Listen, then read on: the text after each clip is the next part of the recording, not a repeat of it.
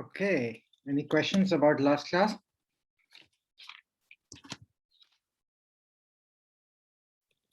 So the homework, I've given extension to everyone. It will be due end of Friday. So earlier it was, well, due today, but now it's extended by 4 days. And there will be one or maybe two more homeworks after this. Definitely one, but likely maybe even two. Depends on how we do.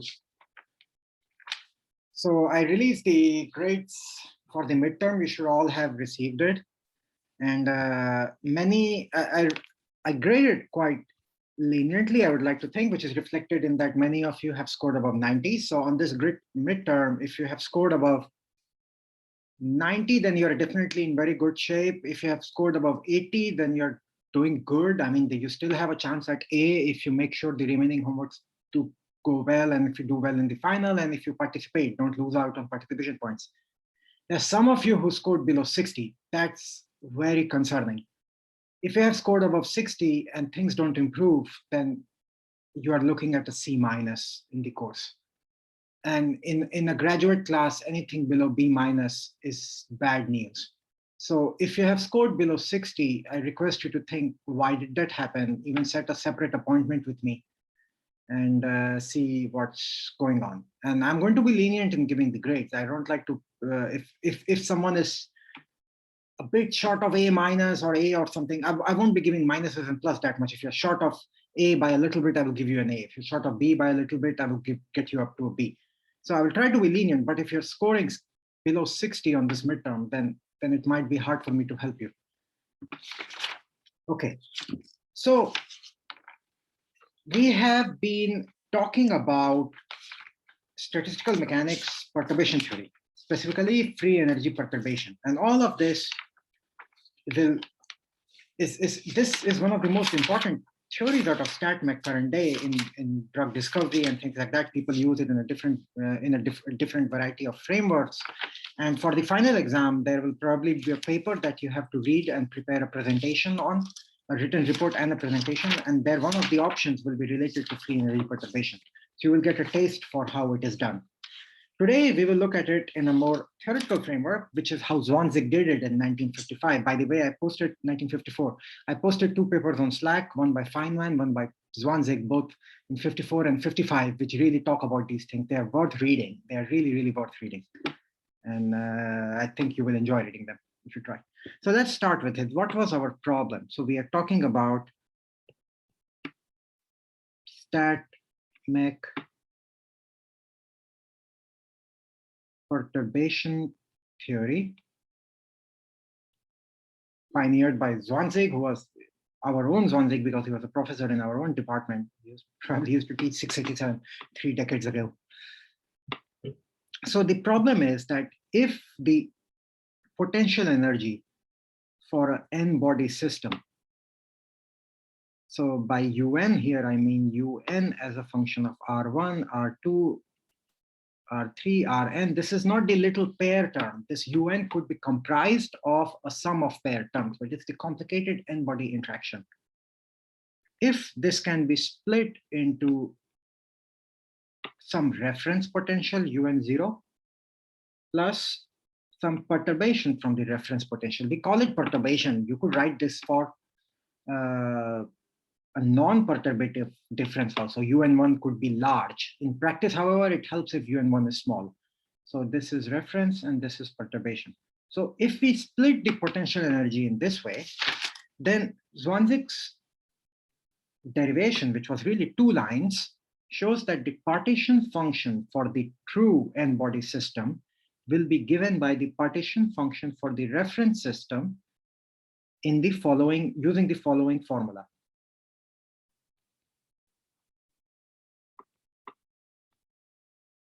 And we are talking about canonical partition function. So that's what we have. So this is exact, and this is Zwanzig's formula. It tells us how are the partition functions for the two systems related. And what does this thing mean? This thing means integral over dr1, dr2, drn of e to the power minus beta un 1 integral dr1 dr2 drn e to the power minus beta un0, and here we have another e to the power minus beta un0. So we are calculating the ensemble average of this perturbed potential energy on an exponential scale in the reference ensemble. So this means that you are simulating a system where you draw samples from the potential energy un0. And the whole idea is to make the reference energy simple. So doing simulations or experiments on the system is easy. Okay, that's the whole idea here. So this is formula number 1. We know that the partition function for canonical ensemble is related to the Helmholtz free energy, right? We know A is equal to minus KT ln Q.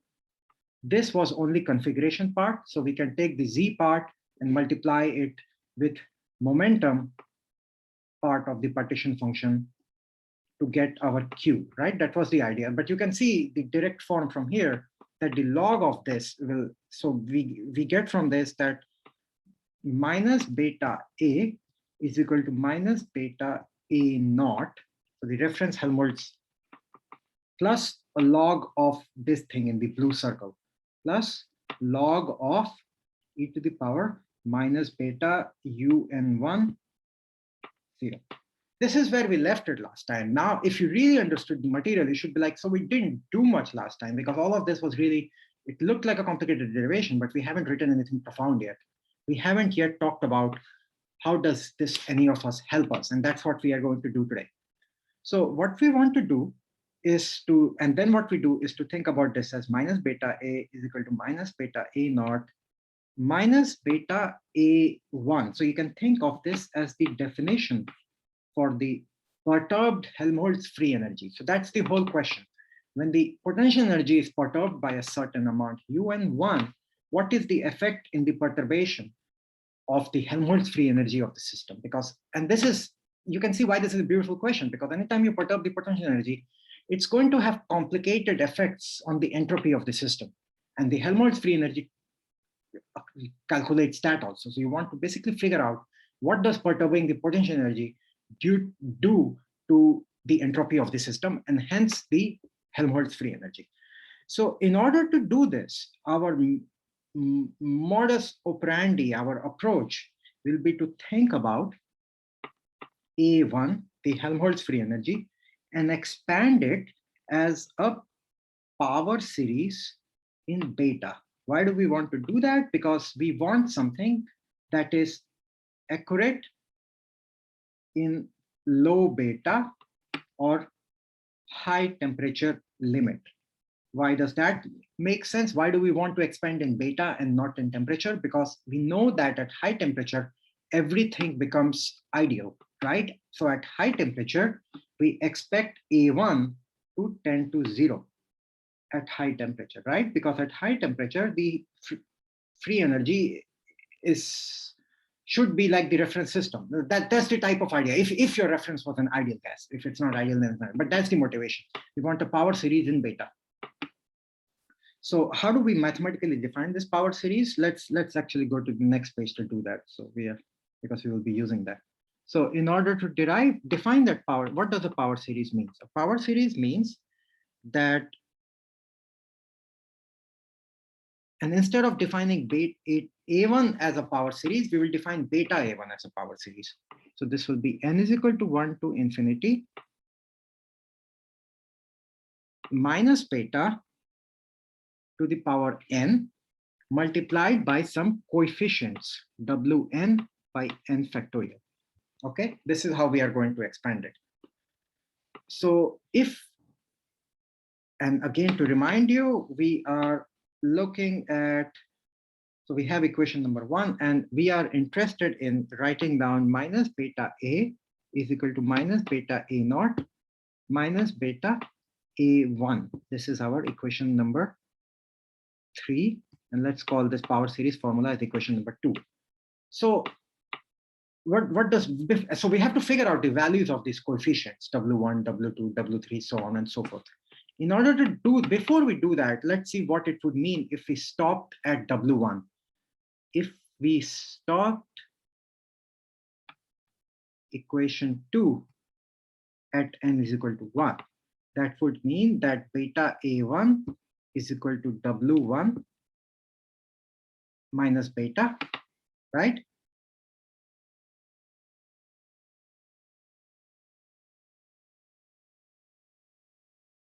And minus beta A is equal to minus beta A naught minus beta A1. That's our formula. It would become minus beta A naught minus beta A. How am I writing my superscript? I have to be careful with that. I'm using A1 in this superscript. So this should be here, just to be careful, just to be consistent. So this would become minus beta naught minus of this thing. What is that? That is plus beta W1, or A is equal to A naught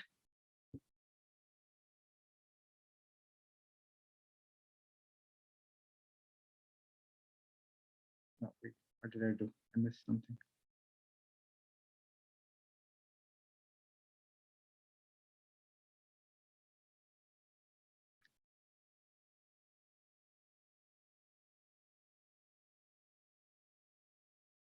A is equal to A naught minus W1. That's what we would get. So if we could figure out the value of W1, we can say exactly what will be the value of the Helmholtz free energy. That's the idea here. And I think I messed up a sign here. So, but hopefully this gives you the intuition. Once we work through the math, you will see whether the sign is correct or not. I have to work through the math to see that. And if we added W2, so here the correction, if you stopped at n is equal to 1, the correction has no temperature dependence. If you went to higher n, the correction would have temperature dependence. So let's work through that. So in order to do that, let's use equation 2.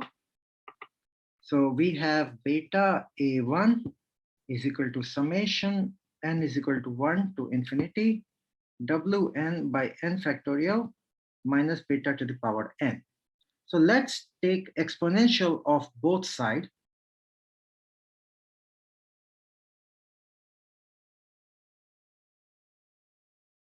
Let's take exponential of this to the both side. Yeah, I see where.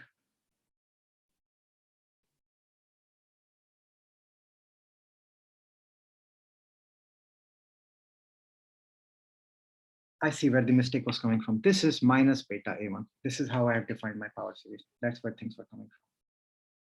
Okay. So minus beta A1 is equal to Wn by n factorial minus beta to the power n. Okay. Yeah, go ahead. So just a quick question. When you defined the power series minus beta A1, that A of 1 is the like whole Helmholtz energy of the system, right? It's the perturbed value of the Helmholtz energy. Is the only perturbed part. We don't want to treat the full part. The full part will come by adding this perturbation to the reference. Okay. Yeah. Sorry. Okay, and this is minus. That's where the confusion from coming from. So just to keep things simple. Yeah. Okay. So if we stopped here at n is equal to 1, this would have become minus beta A1 is equal to W1 minus B. Okay. Now I have it right. So this would be a minus sign and now plus sign. Now my sign is correct. You will see that it will be consistent. Okay, good. So now so this part is just for intuition. We will get to it in a moment again. But let's start with this. If e to the power minus beta A1 is going to be exp of this whole thing, right? N is equal to 1 infinity Wn by n factorial minus beta to the power n. And what we really want to do is to express W1 in terms of U, the potential energy. All we know about the perturbed system is how the potential energy changed. And we want to express W1 in dot form. Okay, so this is my equation number 4.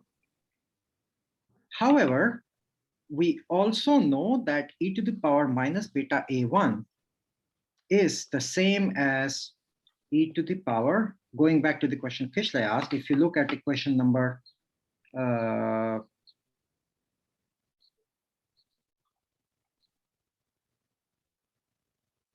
3, use equation 3 here, then we can write down e to the power minus beta a1 is equal to e to the power minus beta a plus beta a naught, right? Is equal to e to the power minus exp of minus beta a divided by exp of minus beta a naught. And what is this? Exp of minus beta a divided by exp of minus beta a naught is how we started. This is Zn by Zn naught, right? This is the ratio of the two partition functions. What do we know about the ratio of the two partition functions? We know that ratio of the two partition functions is given by equation number 1.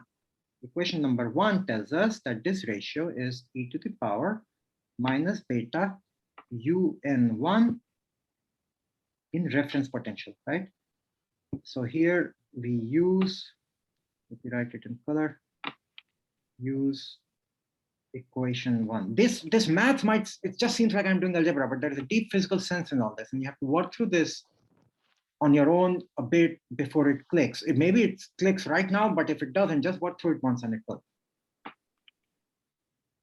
So, okay, let's call this equation number 5. So, and the trick is now going to be to compare equation number 4's right-hand side with equation number 5's right-hand side, term by term for different powers of beta. That's what we are going to do. Okay, how do we do that? Well, first, so I will write the key idea here. The key idea is to compare right-hand side of 4 with right-hand side of 5 for different powers of beta. If you do it for beta, the first power, you will get W1. If you go up to the second power, you will get W2. I will just stop at the first power and give you the picture for it. Let's do how it's done. So let's start with 5. Okay, let's start with the right-hand side of 5 and make it usable for our form. So right-hand side of 5, last time we saw it, can be written as e to the power minus beta un1 in 0. We can use, if un is small, if un1 is small, if the perturbation is a small value, then this can be written as 1 minus beta un1 plus beta un1 whole square by 2 factorial minus dot dot dot in the reference potential, right? So this itself can be written in a power series, which is just the power series for the expansion of exponential, as summation, average value of summation k is equal to 0 to infinity minus beta to the power k by k factorial un1 to the power k. All of this calculated in ensemble 0. Okay, what if this seems like, whoa, what happened here? All I have done is to say that e to the power x is equal to summation k is equal to 0 to infinity 1 plus x squared. So this is x to the power k by k factorial. That's all I have written here, where x is minus beta un1. Okay, so let's call this as equation 6. So what did equation 6 say? Equation 6 says that e to the power minus beta un1 0 is equal to, I'm writing the same thing again, average value of k is equal to 0 to infinity minus beta to the power k by k factorial un1 to the power k, and all of this calculated in the reference potential. Okay, so now we can bring this averaging, this business of calculating the average inside the summation, right? Because all of these other things, this minus beta to the power k and k factorial, these are independent of averaging. They are just numbers. K factorial is a number. Beta to the power k is a number. So this can be written as summation k is equal to 0 to infinity minus beta to the power k by k factorial, because these things don't depend on what ensemble you are in. These numbers just go out, multiplied by un1 to the power k in the reference potential. Okay, let's call this equation 7. So what did we get out of equation 7? Equation 7 is the value of e to the power minus beta un1 and 0. That itself is the same as the value of e to the power minus beta a1. So what we have just shown here is that e to the power minus beta a1 is equal to this thing, right? So that's one power series that we have in powers of beta. We still don't have a way for getting w because we haven't written down the one for w, but so let's look at that. So now we go back to equation 4. Now let's go to equation 4. What does equation 4 say? Equation 4 says e to the power minus beta a1 is equal to this. That's the definition of how we introduce this w power series, right? So e to the power minus beta a1 is equal to exp of summation n is equal to 1 to infinity wn by n factorial minus beta to the power n. So I'm just going to calculate the value of w1, the value of w2, maybe a homework problem, maybe something else. But let's see how it works. So let's stop at w1 for now. If you go to w2, the algebra, it's just the algebra become a bit messier, but it's the same idea. So then this will be approximately e to the power w1 by 1 factorial minus beta, right? So this is e to the power minus beta w1. So this becomes 1 minus w beta 1 plus w beta 1 whole square by 2 factorial minus dot dot dot. So this is also an expansion for e to the power minus beta a1. Let's call this equation 8. Now we compare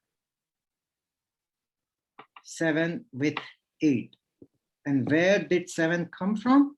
7 really came from equation 4, and 8 really came from equation 5. So 7 came from the power series for e to the power minus beta a1 that we wrote, and 8 came from using the formula that the ratio of the two partition function is given by the average of this exponentiated energy. So if we do this comparison, we will stop even equation 7. So we will stop equation 7 at until the first power of beta. Okay, so let's stopping both at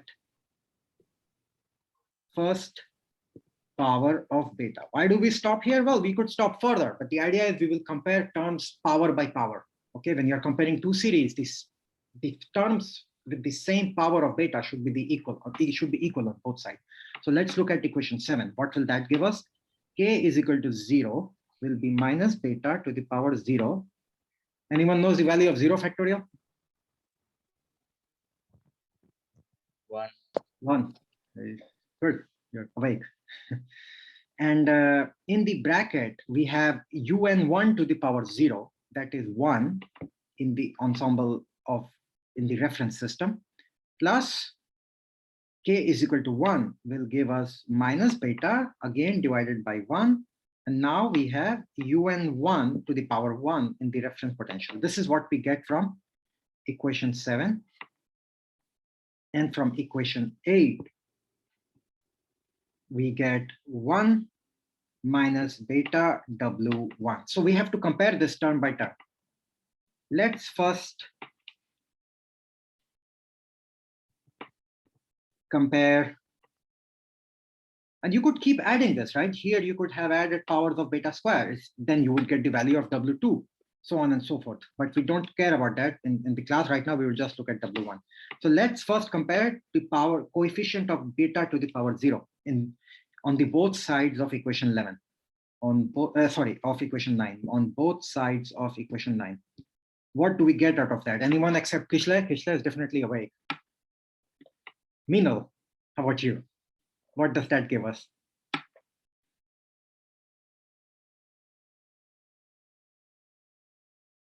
Both sides of equation 9. If I compare coefficients of beta to the power 0, what do I get? It's like 1 is equal to 1. 1 is equal to 1. So nothing profound, right? So Meenal got a freebie. So let's ask Meenal another question. How about beta to the power 1? What do we get? So we get UN1, average of UN1 with respect to reference is W1. Okay, so we got the value of W1, right? And this is simpler than calculating the right side in equation 5, right? Hopefully, thanks Meenal. Hopefully that should be clear to everyone, because here we are not exponentiating anything, right? We are just calling the value of the potential. So we got the value of W1. W1 is the average of the free energy. So if we stopped here, we would get that A, the Helmholtz energy of the full system, is equal to A naught, the Helmholtz energy of the reference system, plus UN1 calculated in that reference system. What does this mean? This means that the first level of expansion ignores entropy entirely. That makes sense. This is something you could we have written this intuitively?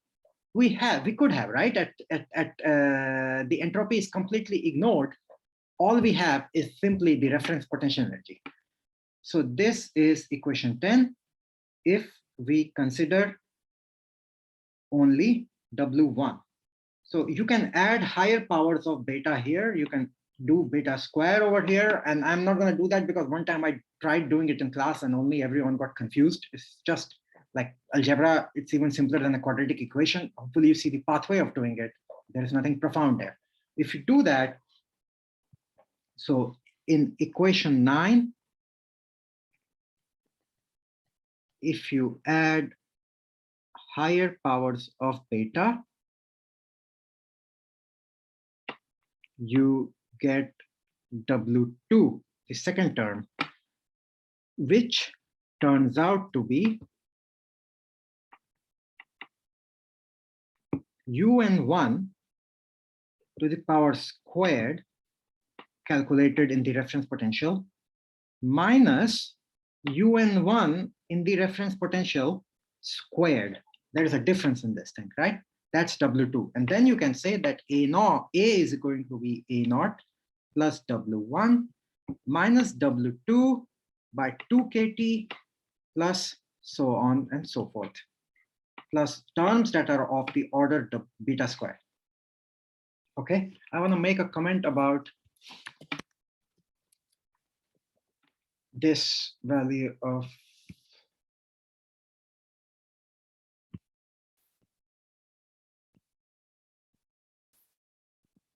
does this expression for W2 remind someone of anything in statistics?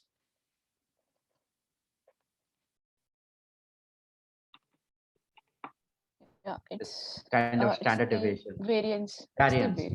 Yeah. Variance. It's like a variance, but it's more like a cumulant. If you can go and read up on this, I think Jing Chen had pointed it out last time. It starts to look like a cumulant. It's almost like a variance, but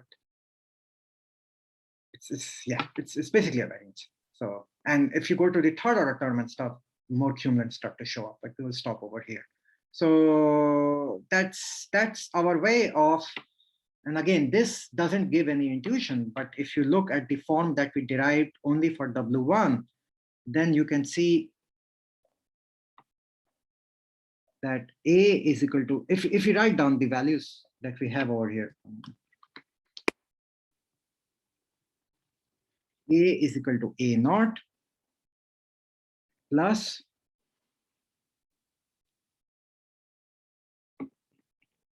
the value of the perturbation in the potential energy calculated in the reference minus 1 over 2 kT multiplied by UN1 whole square minus UN1 squared. So it's this, I think, is kind of interesting because what it shows us over here is the first.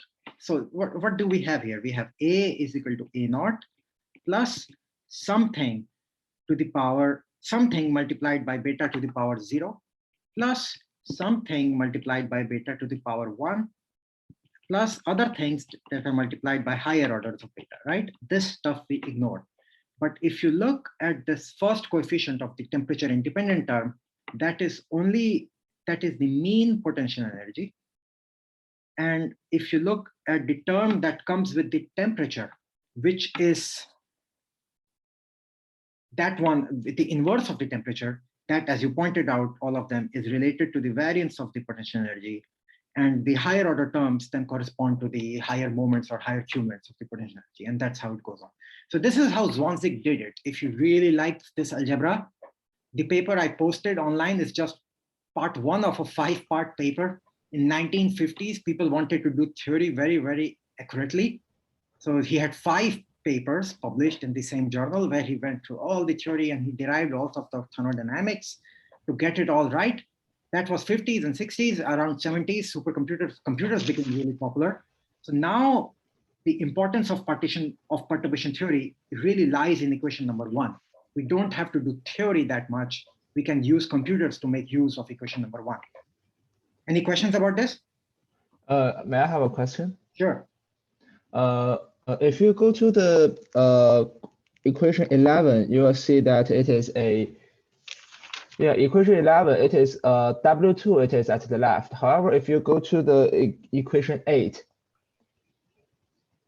yes, equation 8 and 9, there's only, so for equation 8, wait, why you switch it to W2 to the power of 2?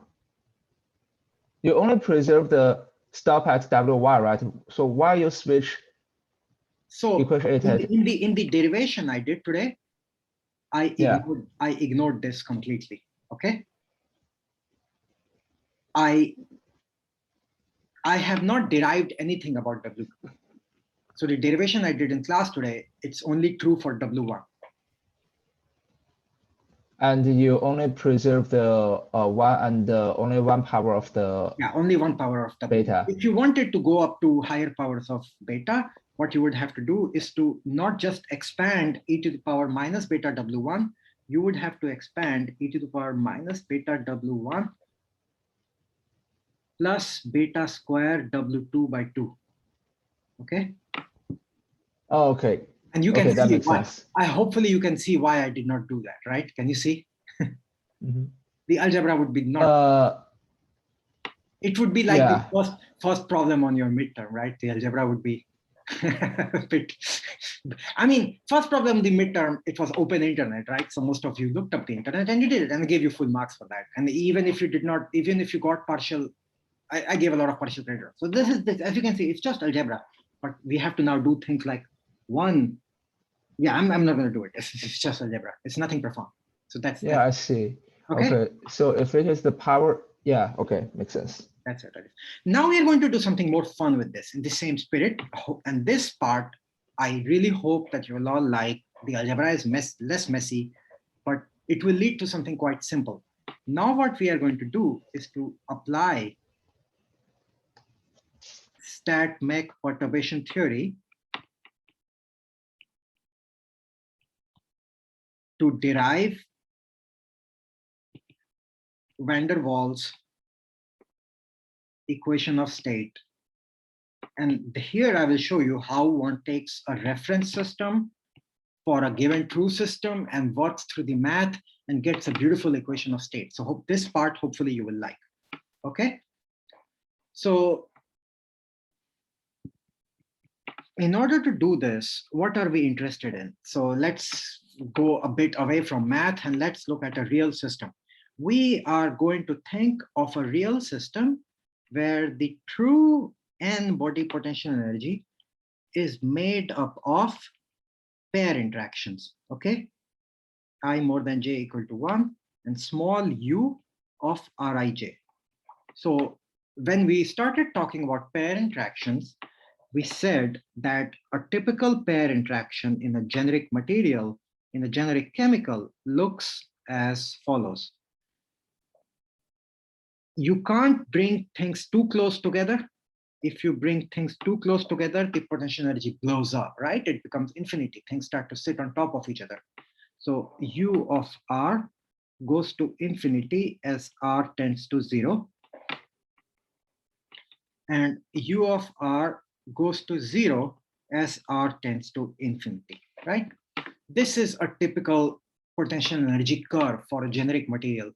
Before you think this is just a cartoon, such a potential energy curve is actually true for very, very complicated molecules also. If you have two iron atoms coming close together, iron is a really complicated element to study because it has not just s electrons, right? It has p electrons and d electrons and worse things, that's floating around. Or you can imagine even worse things, but the curves will generally look like this. Because you expect at very close distance, things will blow up. If you go to very large distance, things will go to 0. They don't talk to each other. So this is our true system, right? As a sum of, so this is our true potential that we want to study. This is, however, very, very hard. This will have some, if I just give you a potential energy like this, you can't really tell me what's going to be the equation of state for this material, right? Can you? Does anyone have an idea what would such, a good mathematical form for this is A by R to the power 12 minus B by R to the power 6, which accounts for van der Waals interactions and things like that. Once you have something like this, and I ask you, tell me the equation of state for this material. For it, that is, tell me how does pressure depend on volume, number, and temperature. Can you tell me how is that going to be? If you can, then you are a genius. Or you should get a Nobel Prize. It's very, very hard. You cannot do that. You have to do computer simulation in order to get it. It's hard. There is, however, a simple potential for which we know how to write down the equation of state. Anyone knows which one is that?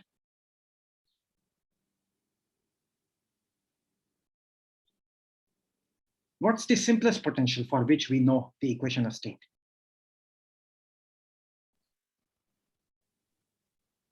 Is that just the ideal gas? Correct, Eric. So stay with me, Eric. So for an ideal gas, the potential energy curves versus R looks something like this, right? It's infinity and it's 0. And for this, what's our equation of state, Eric?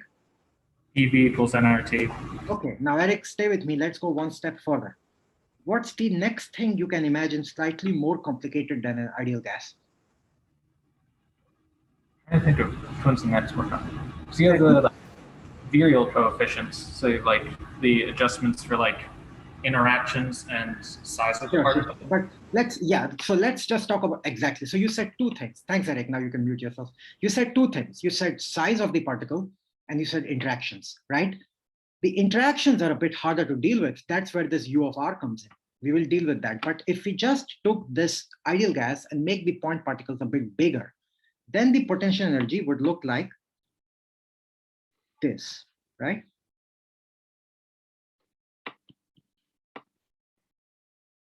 It would be infinity for R less than sigma, and R more than sigma, it would be 0. For this one, we will show that the equation of state actually becomes something like nRT by V minus NB. And we will see where this, or V minus B is related to sigma. That's what it comes down. And in your physical chemistry, when you derive your equation of state, when you start to build it, this doesn't have attraction yet, right? This is just saying, don't sit on top of me. That if you want to introduce attraction into the system, then you have to worry about this tail, which is bringing things closer from infinity. This one doesn't have tail. If you're separated by a distance, R is equal to 5 sigma, there is nothing telling you to come closer to R is equal to 2 sigma, right? The system is completely unaware of each other. Once you start building attraction, the equation of state changes further, and you are left with something that looks like NA square by V square. So in physical chemistry, we kind of write it in an ad hoc manner.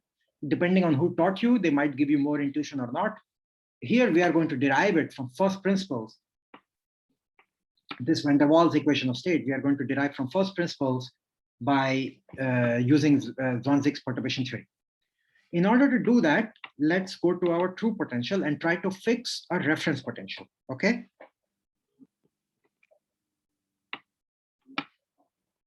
So what we will do, so again, so that was the intuition part. So this is our UN, the true n-body potential system is made up of pairwise additive forms, right?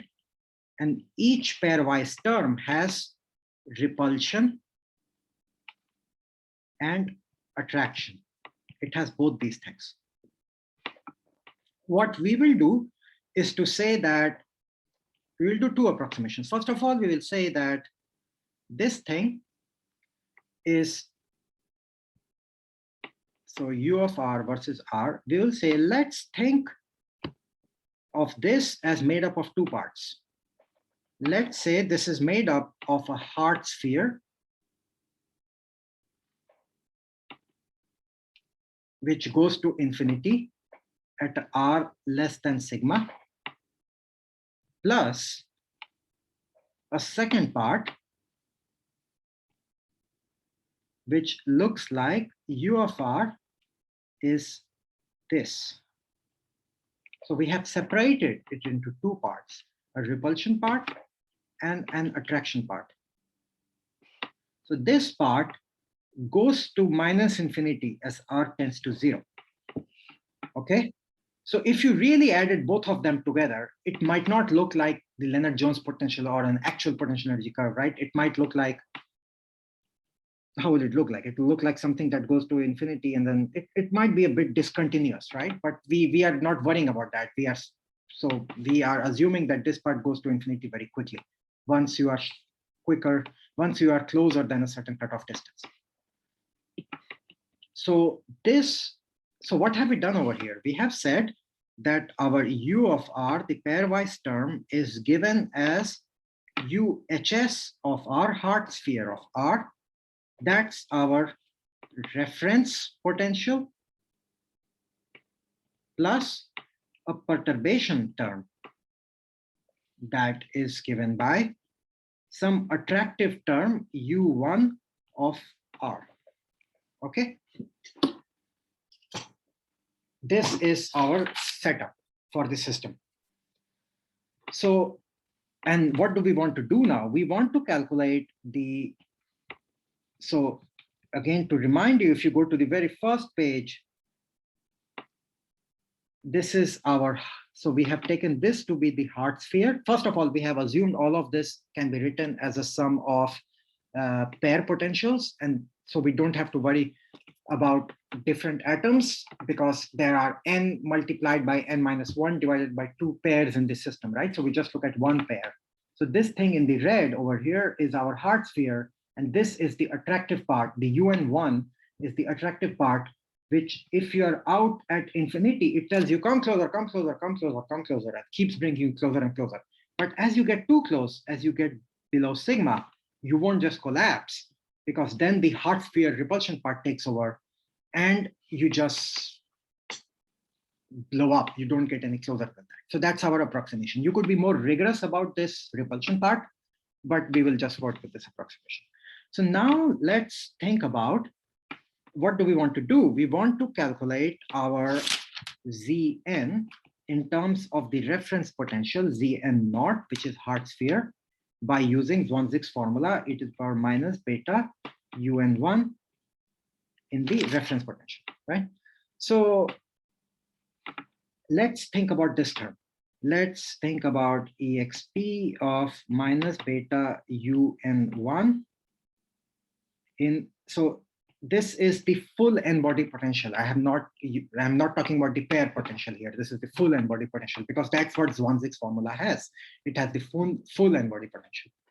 So let's write it down as 1 minus beta UN1 plus beta square UN1 to the power 2 by 2 factorial minus dot dot dot in the reference potential. So if UN1, if the perturbation value was small almost all the time, then we could stop this integral and write this as 1 minus beta average value of UN1, right? We could approximate this and ignore the beta square term. Why is this a good approximation?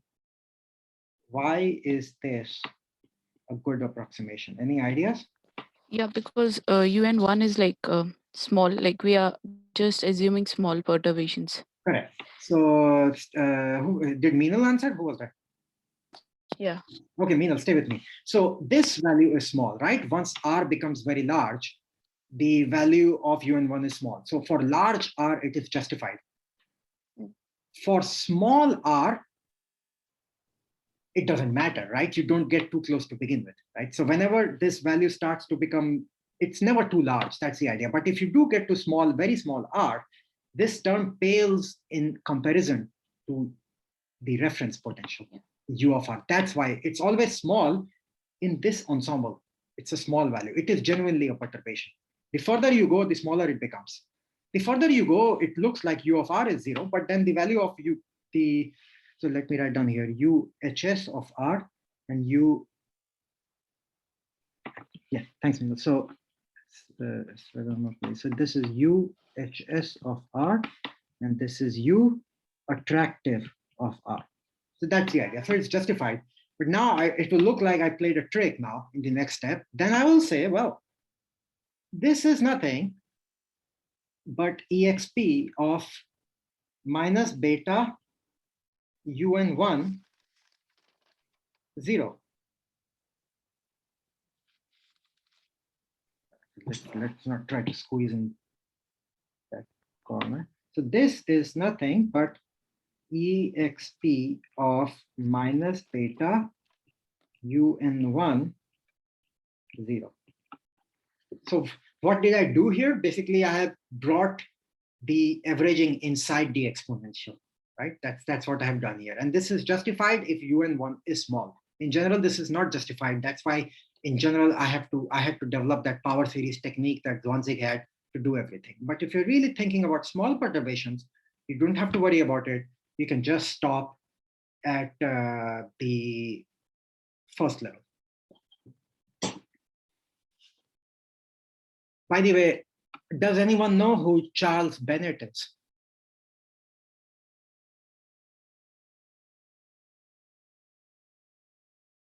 No one knows Charles Bennett?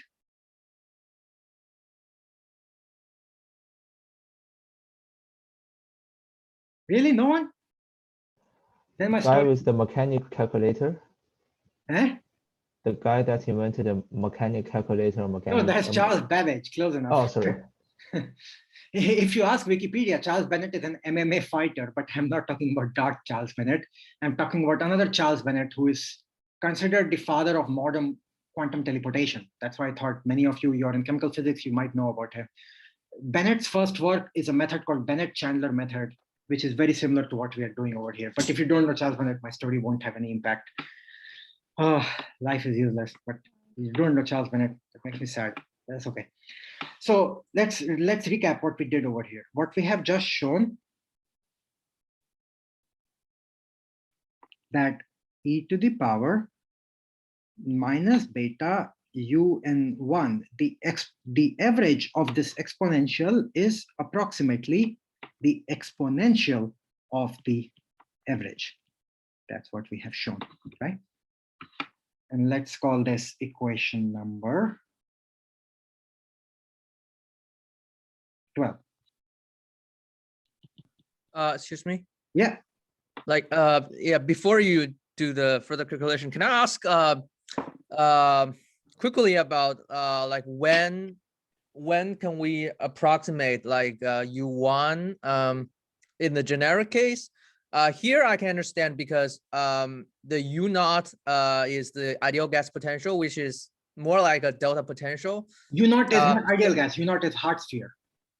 Yeah, or hard sphere. That no, there is a huge difference, and we will come to that in a moment. So U naught is hard sphere. Yeah, go ahead. It doesn't depend on R, and its magnitude is infinity. so that we can legitimately approximate U1R as a small number. However, what if you say U0 or U like the reference potential is a function of R. For example, 1 over R, or like 1 over R squared, or just R, or something else. Then okay, listen, what makes you think that this reference potential is not a function of R? It is very much a function of R. It's a simple function of R. So the way I'm going to proceed next, I will use the fact that it is indeed a function of R, okay?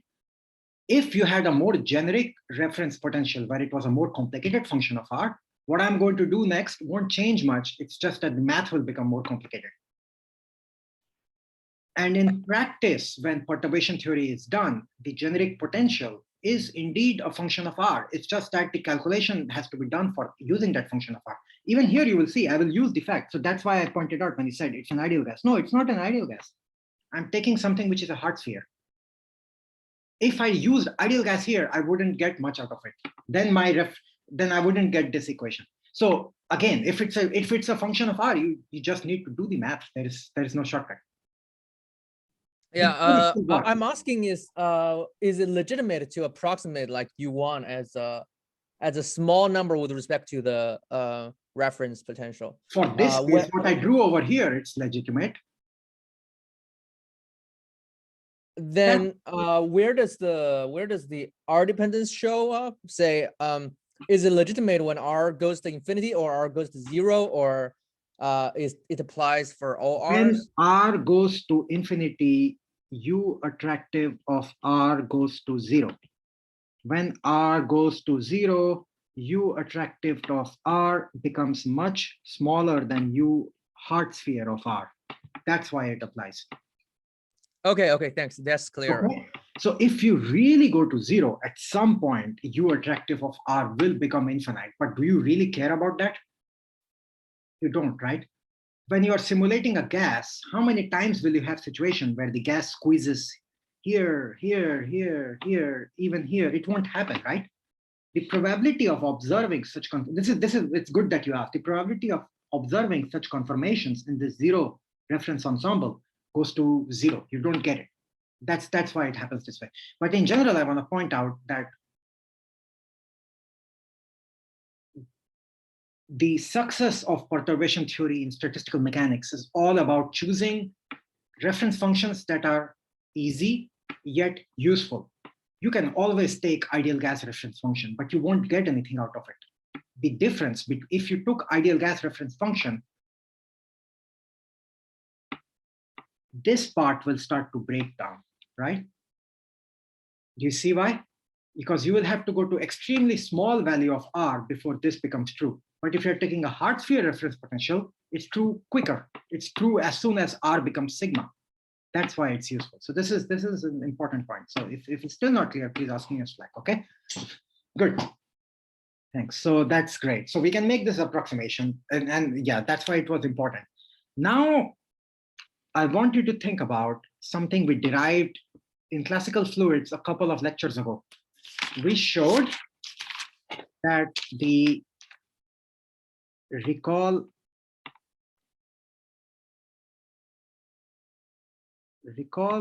from few classes ago,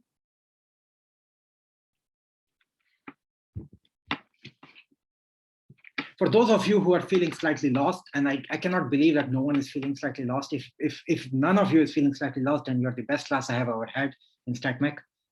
If you're feeling slightly lost, don't worry too much. This set of material is the hardest part of the semester, okay? The part after this will get a bit more fun, a bit more easier, but this part is abstract.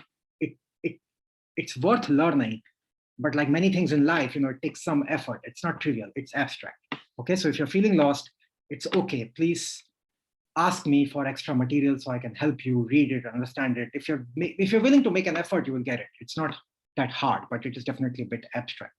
So recall from a few classes ago, we showed that the total average energy of a system is given by 3/2 kT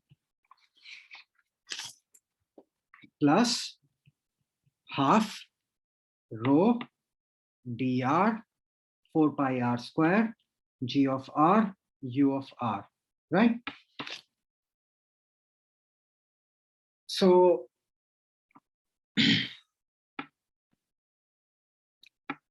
we can use this formula to write down the value of UN1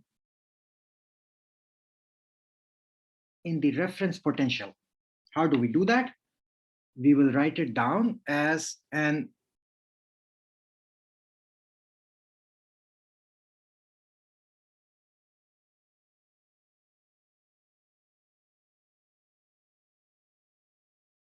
integral of, so first of all, we will have an, so let's write down an, let's see what's the simplest way to proceed here.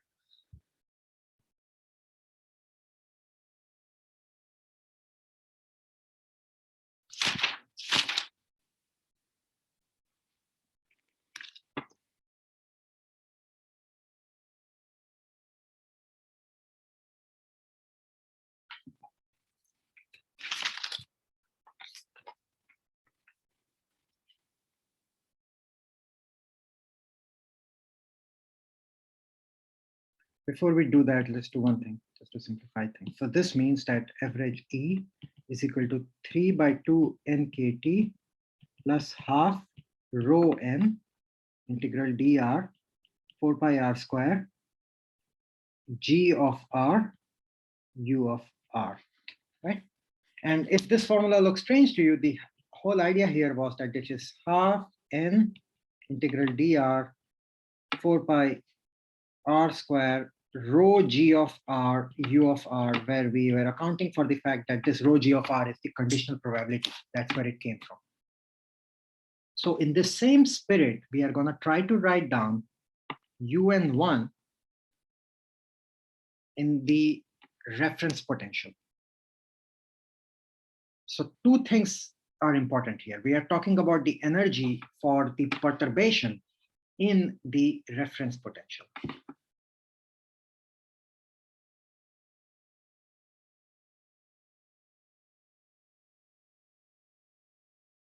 So how to go about this?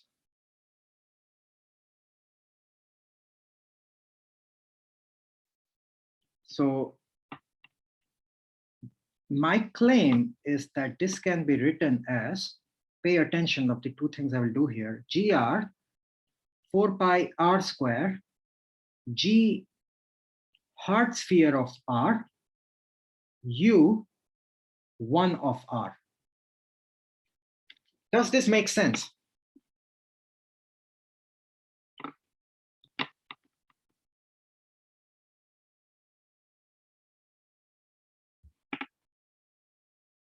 I did two subtle things here. I have taken the g of r for the reference potential, and this thing is the value of the perturbation in energy. In other words, what I have written here is half n integral dr 4 pi r square rho g hs of r multiplied by u1 of r. I could derive this in 10 or 12 lines using abstract algebra, but if you followed the proof last time, this should make sense to you as to why this is correct. Anyone wants to help me reason through this, why this is correct?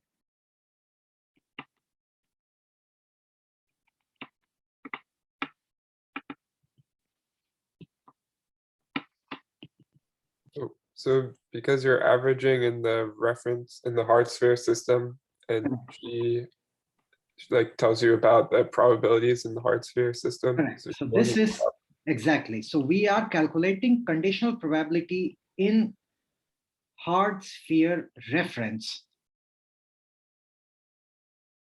And what is the quantity that we are calculating the average of? That is the perturbed potential energy, right? So you could imagine this to be more generic. You could say something like, not just the potential energy, let's say you have potential energy squared or something like that, then that would be 1 by 2 n dr 4 pi r square rho GHS of R, the reference potential, U1 of R to the power squared. So Nathan has exactly the right idea, but I want to make sure everyone gets this correctly. So when we derived this equation a few lectures ago, we went through the math for this and did everything by looking at the 2-point probability distributions, P2 and things like that. Remember, and we did all that garbage to get there. But it's the same idea here. If you understand the gist of that proof, you can see why this expression is correct.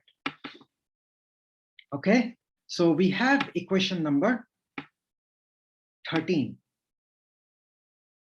Let's write it down again, and that's what we are going to use now, and then we will stop soon and resume next class. So equation 13 just said that UN1 in the reference potential is n by 2 4 pi r square dr g rho GHS of R. So n by 2, I brought the rho inside, GHS of R, U1 of R. Okay. Now comes in the point that Jing Chen was making about dependence on R. We know how GHS of R looks like, right? Before we go further, we make one more thing. We say that N is equal to rho multiplied by V, right? Density is equal to number by volume. So this thing becomes UN10 is equal to, this is rho V, and this rho goes outside. So rho square V by 2 integral U1 of R GHS of R 4 pi R square dr. Okay, that's what we have. Equation number 14. And now we know how GHS of R looks like. Kishle, you want to help me because you have been mastering this on Slack. Can I write this integral in a different way? Let me help you a little bit, okay? Let me help you. And all I want to do here is to tell me, I removed the GHS of R. I substituted it with 1. Now I want you to tell me what should be the limits of this integral.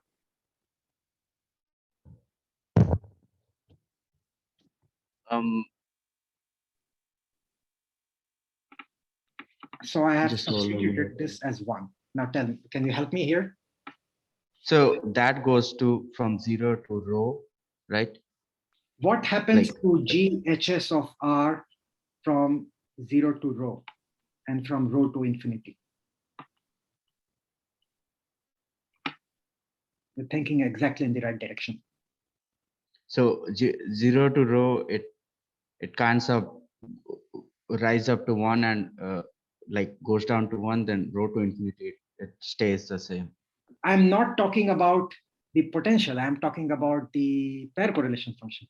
This one looks like this. It's opposite. It's a step function, but opposite of what you were thinking. There is no probability of finding a particle closer than the cutoff distance, sigma. And once you go beyond sigma, it becomes 1. Okay? So this limit is sigma to infinity. Makes sense? Oh yeah, we are looking What at you were on the describing R. is this form, but that's not G of R. G of R is the opposite function, right? So this is why thank you for helping. Yeah, I was thinking of limit of R, but like the integration on the R. Yeah. Good. So that's wonderful. We have, well, it doesn't help a lot, but we have a simpler form for this.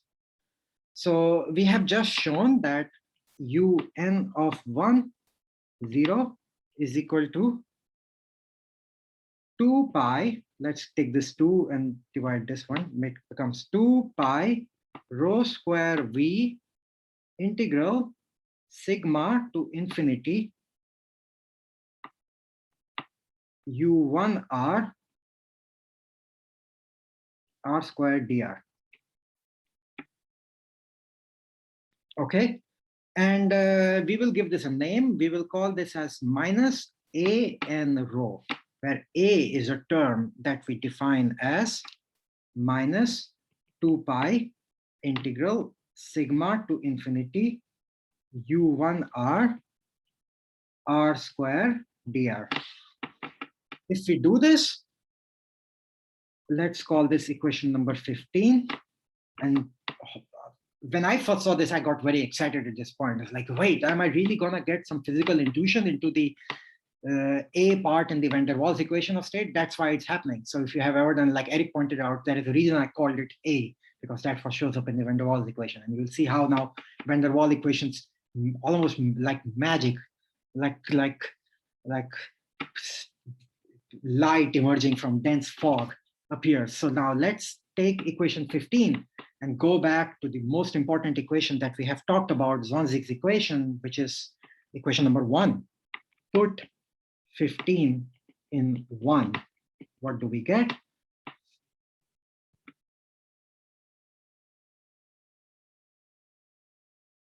Where 1 is this one, right? We wrote it in the first page itself. So we get Zn is equal to Zn naught e to the power minus beta un1 in naught, but we had approximated it as Zn naught e to the power minus beta average of this. And remember, now you can see if we didn't do this average, what we just showed is for the average of un1. We did not show anything about the average of e to the power minus un1. That's really hard, we can't do that. But now we can use equation 15 to write this as Zn is equal to Zn naught e to the power beta an rho. We are getting to something. We just have a relation in terms of the partition function. We are almost there at the pressure. What is pressure? Because we want equation of state, right? Equation of state, pressure by kT is equal to partial ln Zn by partial V, right? This is a property of the partition function that we can get pressure out of it. This, since Zn is equal to Zn naught to the power and multiplied by e to the power beta an rho, now we can write this down as partial ln Zn naught by partial volume plus partial of beta an rho by partial volume. Now we realize that this thing is partial ln Zn naught by partial, and I'm being sloppy about writing what is held constant, but it's a canonical ensemble, so it's number and temperature that is being held constant, right? So this becomes A can go outside, beta can go outside because we are keeping temperature constant while differentiating this. So this becomes A by kT. So beta goes outside, A goes outside. And what is n multiplied by rho? N multiplied by rho is n multiplied by n by volume. So this is partial by partial V of n square by volume. Right? So now we can take even n outside. So this partial is at constant n and temperature, constant n and temperature.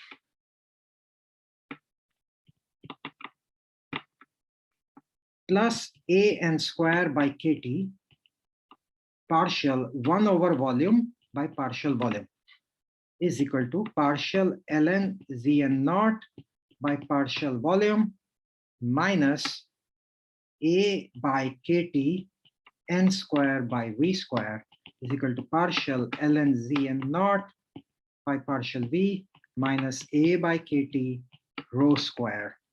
P by kT is equal to this. We just derived something. It is almost the van der Waals equation of state. If I go back to the 4 years younger you taking your first PChem class and I showed you this equation, you will run off in a scream as to where does this ln Zn naught come from, right? That part will be very opaque to you.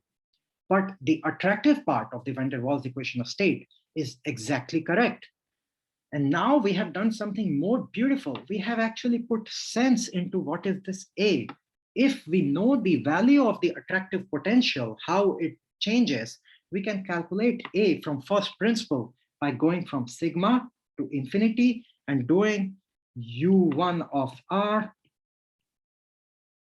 squared dr. And then you can get the value of A, which is fantastic.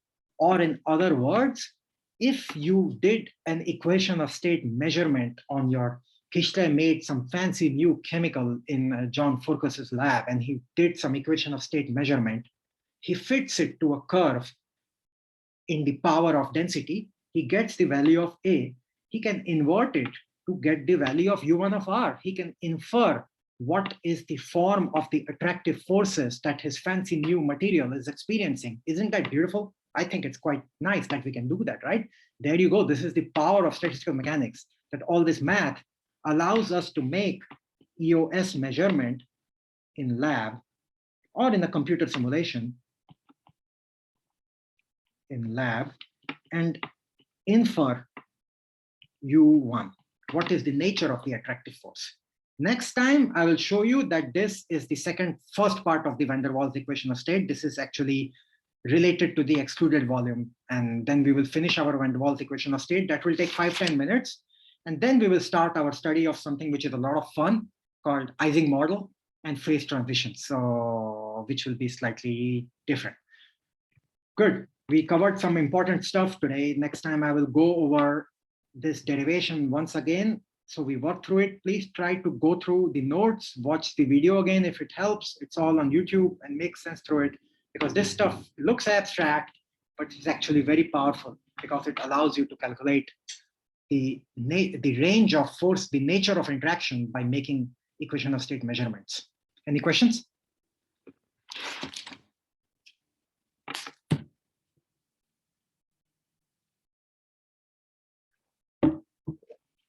Okay, so see you on Thursday.